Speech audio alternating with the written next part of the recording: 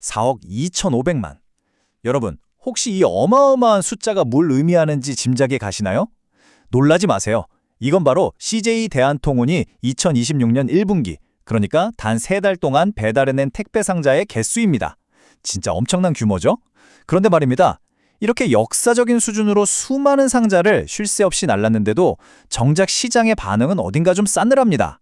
도대체 마쿠에서 무슨 일이 벌어지고 있는 걸까요? 안녕하세요. 이번 분석 시간에 오신 것을 환영합니다.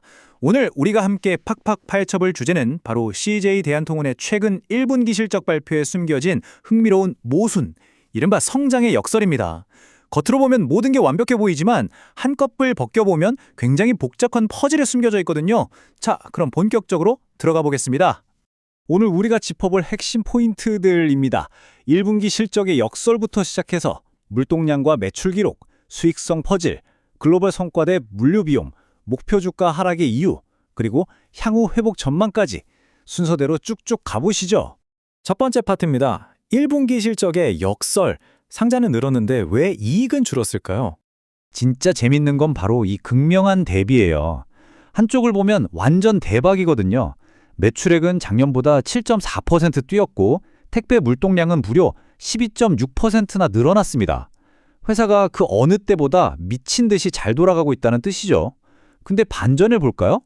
영업이익은 921억 원으로 시장 기대치를 밑돌았고 증권사들은 기다렸다는 듯이 목표 주가를 팍팍 깎아내렸습니다. 아니, 돈을 이렇게 많이 벌었는데 왜 이익은 기대치에 못 미쳤을까요?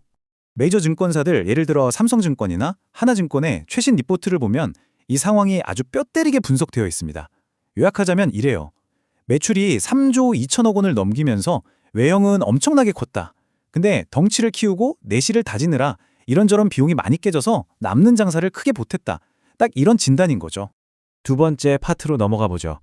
기록적인 물동량과 매출 성장. 대체 돈을 어디서 벌었는지 낱낱이 뜯어보겠습니다. 분기 매출 3조 2천억 원. 이 어마어마한 파이가 어떻게 쪼개지는지 볼까요? 수익 구조가 꽤 탄탄하게 다각화되어 있습니다. 글로벌 사업부가 36.4%로 가장 큰 비중을 차지하고요. 우리가 매일같이 만나는 택배와 이커머스 부문이 30.1%, 기업 물류를 담당하는 계약 물류 부문이 26.5%, 그리고 건설 부문이 7%를 차지합니다. 이 거대한 수레바퀴를 가장 맹렬하게 굴린 1등 공신은 과연 누구였을까요? 여기서 진짜 기립박수를 쳐줘야 할 곳이 바로 택배 부문입니다. 코로나 팬데믹 이후로 역대급, 말 그대로 최대 성장률을 찍었거든요. 전체 물동량이 12.6%나 늘었는데 특히 대박인 건 이커머스 풀필먼트 물동량입니다. 이게 무려 49.2%나 폭증했어요. 주치를 배송해주는 메일온에 같은 서비스가 소비자들한테 제대로 먹혀든 거죠. 덕분에 시장 점유율도 45.0%로 껑충 뛰었습니다. 운영 측면에서는 정말 완벽한 홈런을 친 셈이에요. 자, 그럼 세 번째, 수익성 퍼즐입니다. 돈에 그렇게 많이 벌었는데 그 많은 돈은 대체 어디로 샜을까요? 이 복잡한 상황을 아주 찰떡 같은 비유 하나로 정리해 드릴게요. 지금 살고 있는 집을 리모델링하는 중이다. 딱 이겁니다. CJ 대한통운은 더 큰 미래를 위해 허브 터미널을 넓히고 대형 물류센터를 짓는 등 엄청난 선제 투자를 쏟아붓고 있어요. 당연히 집을 뜯어고치는 동안에는 먼지도 날리고 생활비도 평소보다 훨씬 많이 들잖아요. 단기적으로 이익률이 떨어지는 건 어쩔 수 없는 통과 이래인 거죠. 더 크고 좋은 집을 완성하기 위한 뼈대를 세우고 있는 겁니다. 그럼 구체적으로 이익을 갉아먹은 마진 크러셔들의 정체를 밝혀볼까요? 내부적으로는 말씀드린 허브터미널 확장과 대형 물류센터들이 제 궤도에 오르기까지 안정화 기간이 예상보다 길어지면서 초기 비용이 꽤 많이 들어갔습니다. 설상가상으로 외부 환경도 안 도와줬죠. 중동 쪽 지정학적 리스크 때문에 기름값이 확 뛰었고 덩달아 전반적인 원부자재 비용까지 올랐습니다. 아무리 큰 배라도 이런 거센 맞바람을 피할 수는 없었겠죠. 네 번째 포인트, 글로벌 사업의 승리, 대물류 비용의 팽팽한 줄다리기입니다. 여기서 완전히 희비가 엇갈리는데요. 국내 기업 물류 부문은 덩치는 커졌지만 기름값 오르고 물류센터 비용 감당하느라 영업이익이 전년 대비 9.5% 빠졌습니다. 근데 여러분, 글로벌 사업부는 스토리가 아예 다릅니다. 업황이 안 좋다는 소리도 있었지만 미국이랑 인도 법인에서 신규 수주를 싹쓸이하면서 영업이익이 무려 52.6%나 수익 상승했어요. 완전 어닝 서프라이즈죠. 여러 우물 파놓은 다각화 전략이 회사를 어떻게 구원하는지 보여주는 아주 교과서적인 사례입니다. 5번째 섹션입니다. 그렇다면 왜 목표 주가는 뚝 떨어졌을까? 애널리스트들의 냉정한 판결을 들어보죠. 시장의 반응은 생각보다 매서웠습니다.